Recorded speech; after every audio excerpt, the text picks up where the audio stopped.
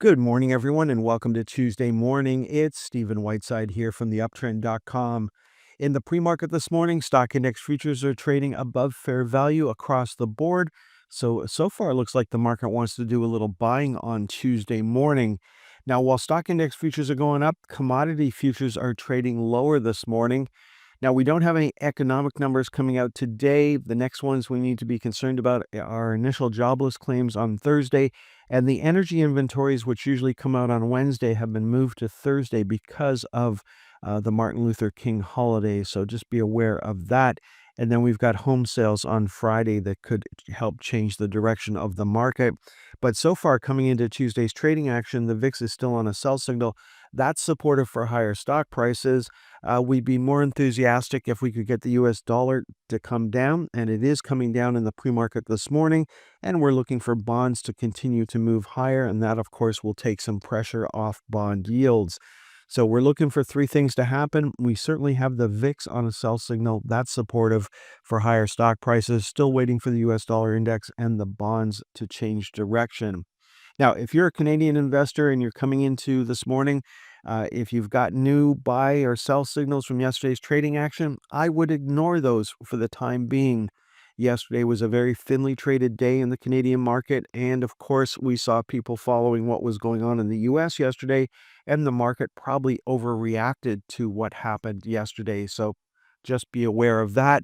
There's the iShares for the TSX 60, moving up just 0.25% yesterday. Hit our next price target, so cha-ching, you got to lock in some profits there. If we can take out yesterday's high, then a move up to 39.06 may be the next target to the upside, and that would take us back to the December highs, but not sure about that happening on Tuesday.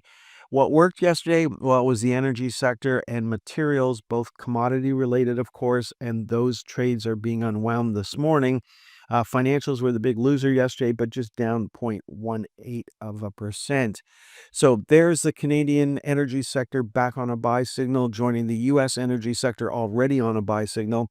So we moved down last week, coming into the inauguration, and now here we are. We popped yesterday. That is probably going to be unwound today. So what we're looking for here is the next close above the upper channel line, not yesterday's close, the next close. And that's also true for Meg Energy, which was the big winner in the energy sector yesterday.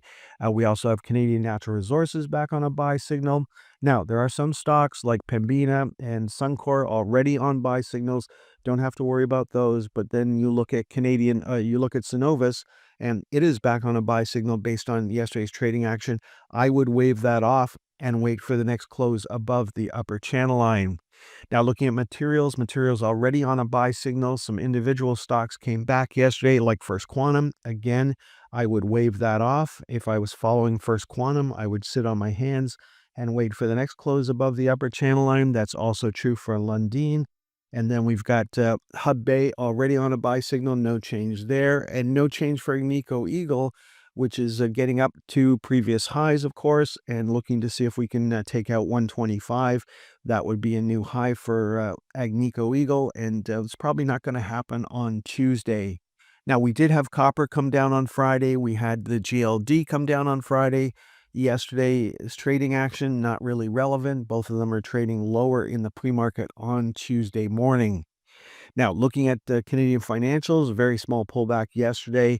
TD Bank was the biggest loser on Monday. Not a big deal. Inside day, of course, we've come up and traded just below the bottom of the open gap. So we know that there's some sellers in up at that level. That doesn't guarantee that this is the absolute top for this move for the TD Bank. It's just what the market is dealing with right now. If we can take out that the high from that particular day, of course, filling the open gap would probably be the next logical move for the TD Bank. Now, moving on to the U.S. market, just a couple of charts. We've got the S&P 500 on a buy signal right now.